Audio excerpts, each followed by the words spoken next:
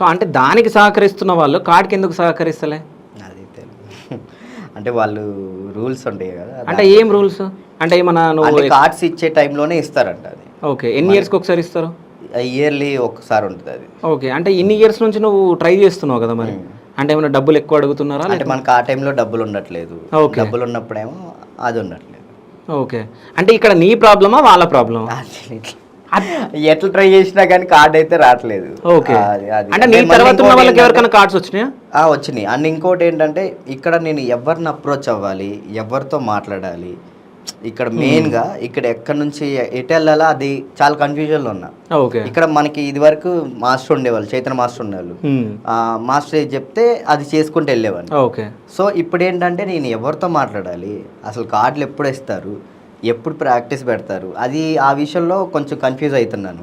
And ఇంకోటి ఇంట్లో pressure వల్ల మళ్ళీ ఇంట్లో సర్వైవ్ అవ్వాలి. సో నేను ఈవెంట్స్ కానీ లేదంటే ప్రైవేట్ సాంగ్స్ కానీ ప్రజెంట్ జానుతో యూట్యూబ్ సాంగ్స్ కానీ, సో దాని ద్వారా నేను ఇట్లా చేసుకుంటూ ఇన్ని ప్రజెంట్ ఇల్లుని సరిపిస్తున్నాను. కాదు, D10 విన్నర్ నువ్వు, ఇంకొకటి కూడా నువ్వు విన్నర్, సో ఐకాన్ విన్నర్ మీరు. సో మీ విన్నర్స్కే మీకు అసలు ఎక్కడ లేదని అంటే ఇంకా అంటే నార్మల్గా డాన్సర్స్కి లైఫ్ ఎట్లుంటుంది? ఉండదు కదా మరి. యాక్చువల్లీ ఏంటంటే మెయిన్గా ఇక్కడ మెయిన్ సపోర్ట్ లేరు. ఓకే, ఆ ఒక్క పర్సన్ ఉంటే మాత్రం వేరే లెవెల్.